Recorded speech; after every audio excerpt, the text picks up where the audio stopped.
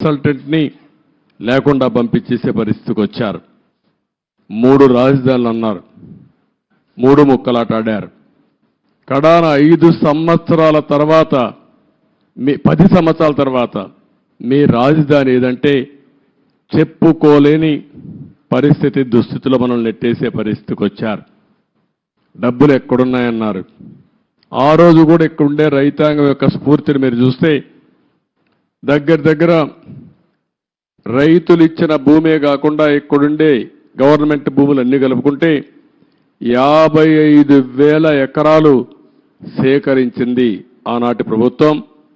దగ్గర 29,000 మంది రైతులు ఒక్కరు కూడా కోర్టుకు పోకుండా స్వచ్ఛందంగా ముందుకొచ్చి మేము రాజధానికి ఇస్తాం, మాకు ఒక ప్యాకేజ్ ఇమ్మని ముందుకొచ్చారంటే ప్రపంచానికి ఆదర్శం ఇది.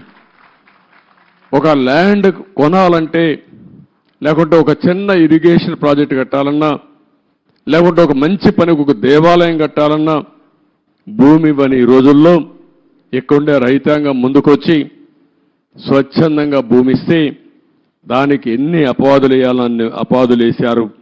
ఇక్కడుండే రైతాంగాన్ని ఎన్ని ఇబ్బందులు పెట్టాలని ఇబ్బందులు పెట్టారు. ఇంకొక పక్కన ఇక్కడుండే కామన్ ఇన్ఫ్రాస్ట్రక్చర్కి అంతటికి ఉపయోగించుకుని రోడ్లు కానీ, గవర్నమెంట్ బిల్డింగ్లు కానీ, పబ్లిక్ పర్పసెస్ కానీ అన్నిటికీ ఉపయోగించుకున్న తర్వాత కొంత భూమి మిగులుతుంది.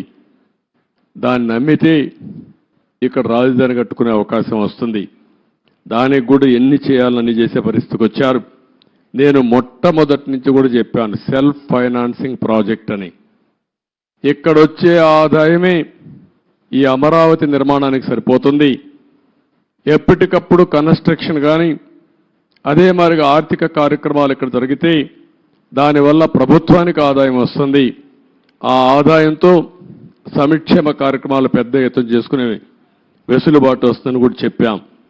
ఏది సంక్షేమ కార్యక్రమాలు పెద్ద ఎత్తున చేసుకునే ఈ రాజధానిని పూర్తిగా నిర్వీర్యం చేశారు, అపహాస్యం చేశారు, విధ్వంసం చేశారని చెప్పి కూడా నేను మీకు తెలియజేస్తున్నా.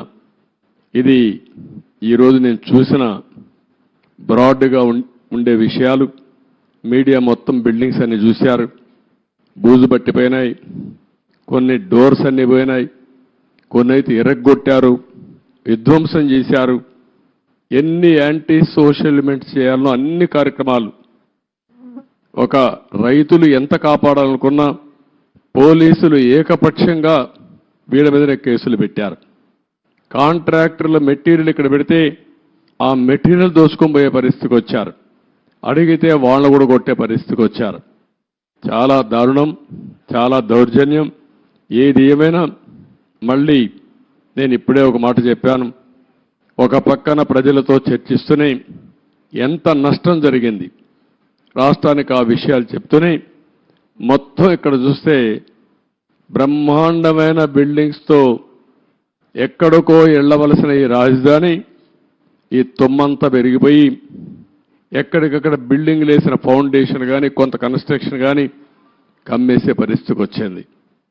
ముందు ఒక మాట చెప్పాను, ఒక టెండర్ పిలిచి రాజధాని మొత్తం ఈ తుమ్మ చెట్లన్నీ తీయండి, కనీసం ఒక క్లారిటీ వస్తుంది, ఒక విజిబిలిటీ వస్తుంది. అంతలోపల మనం అంతా కూడా ప్రజలతో చర్చించిన తర్వాత ఏం చేయాలో అవి కూడా ఆలోచిస్తాం. ఒక దుర్మార్గమైన వ్యక్తి చేసే విధ్వంసానికి అమరావతి బలైపోయింది. రాష్ట్రానికి తీవ్రమైన నష్టం జరిగింది. ఆ విషయమే ప్రజలకు చెప్తూ మీరందరూ కూడా ఒక్కొక్కసారి రాగద్వేషాలకు అతీతంగా ఇప్పటికి కూడా 11 సీట్లే వీళ్ళు గెలిచారు. కొంతమంది ఓట్లేశారు. ఓట్లేసిన వ్యక్తులు కూడా మీరు ఒక్కసారి ఆలోచించుకోండి. ఇలాంటి వ్యక్తికి ఓటేయడం భావ్యమా? అలాంటి వ్యక్తులు రాజకీయాలకు అర్హులా? ఇలాంటి వాళ్ళని మనం సహకరిస్తామా? ఒకవేళ ఇలాంటి వ్యక్తులు కానీ రాష్ట్రంలో కానీ రాజకీయాల్లో ఉంటే భవిష్యత్తు ఏమవుతుంది అనే విషయం కూడా ప్రజలందరూ అర్థం చేసుకోవాల్సిన అవసరం ఉంది. ఇది మనందరి భవిష్యత్తు, మన పిల్లల భవిష్యత్తు. కాబట్టి మనందరం కూడా ఎక్కడికక్కడ కొంతమంది అనుకుంటారు మాకే సంబంధం అమరావతి అని, మాకే సంబంధం పోలవరం అని, అభివృద్ధి అంటే అదేంటని. అట్లా కాకుండా అభివృద్ధి జరిగితే మీ జీవితాలు బాగుపడతాయి. ఈరోజు ఏ గవర్నమెంట్ అయినా సరే ప్రభుత్వ విధానాల ద్వారా ప్రజా జీవితాలను మారుస్తుంది. అటు కేంద్ర ప్రభుత్వంలో ఉండే నరేంద్ర మోడీ గారు కానీ, వివిధ రాష్ట్రాల్లో ఉండే రాష్ట్ర ముఖ్యమంత్రులు కానీ, ఇక్కడ ప్రభుత్వం కానీ మీ జీవితాల్లో వెసులుబాటు తీసుకురావడం, మీ జీవితాల్ని బాగు చేయడం, ఒక పక్క సంక్షేమ కార్యక్రమాలు చేస్తూనే ఇంకొక పక్క అభివృద్ధి కార్యక్రమాలు చేస్తూ తాత్కాలికంగా మీకు వెసులుబాటు ఇవ్వడమే కాకుండా దీర్ఘకాలంలో మీ జీవితాలకు వెలుగొచ్చే విధంగా చేయాల్సిన బాధ్యత ప్రభుత్వాలపైన ఉంది. ఈరోజు హైదరాబాద్ని అభివృద్ధి చేశాం. దాని ఫలితాలు అక్కడ ప్రజానీకం ఎంజాయ్ చేస్తున్నారు. అదొక తృప్తి నాకు. ఆ రోజు నేను వేసినటువంటి ప్రతి ఒక్క కార్యక్రమం చేసిన అభివృద్ధి కానీ, లేకపోతే వేసిన ఫౌండేషన్లు కానీ, ఆలోచనలు కానీ ఏది పెండింగ్ పెట్టకుండా ప్రతి ఒక్క ముఖ్యమంత్రి చేతనైనంత వరకు ముందుకు తీసుకెళ్లారు.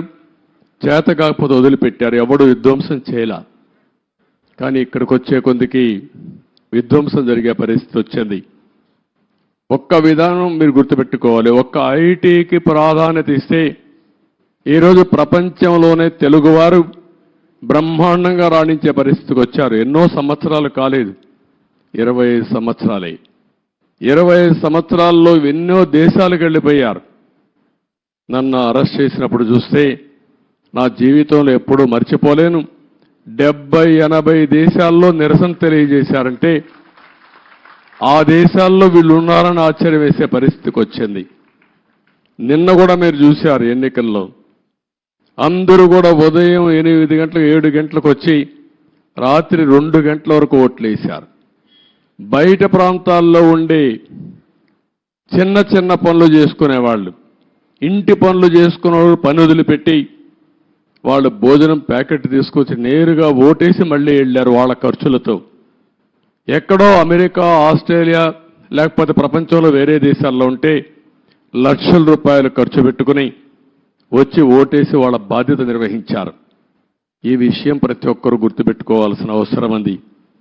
ఓటేయడం మీ బాధ్యత అనుకొని ఈ 5 ఏళ్లు చేసిన విధ్వంసం చూసిన తర్వాత మళ్ళీ మేము భరించలేమనే ఉద్దేశంతో మీరు ముందుకు వచ్చారు.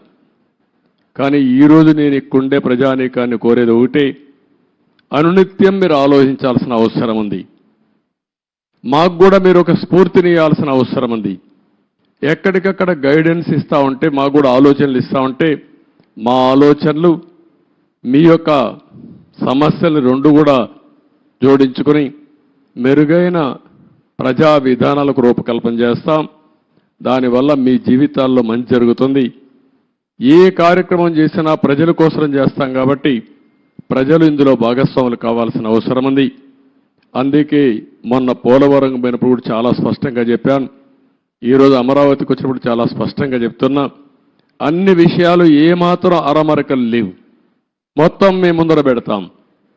మేము చేసే ప్రతి ఒక్క పని మీ యొక్క భవిష్యత్తు కోసం చేసే పని కాబట్టి మిమ్మల్ని అందరినీ భాగస్వాములు చేయడం మా ప్రధానమైన కర్తవ్యం ప్రజాస్వామ్యంలో.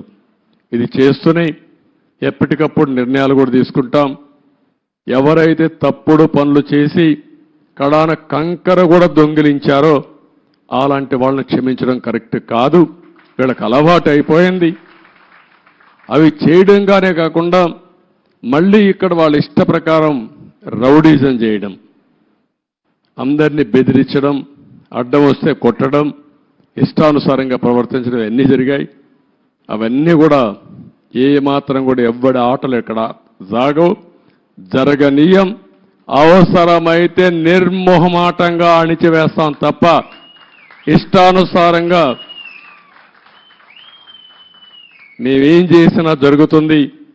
రౌడీజం చేస్తాం, రాజకీయాన్ని అడ్డం పెట్టుకుంటామంటే మాత్రం అది జరగనేకుండా చేస్తారని చెప్పి కూడా మీ అందరికీ హామీ ఇస్తూ మరొక్కసారి అందరికి కూడా ఇక్కడుండే రైతాంగానికి మనస్ఫూర్తిగా నమస్కారాలు. మిగిలిన అన్ని విషయాలు మాట్లాడతాను.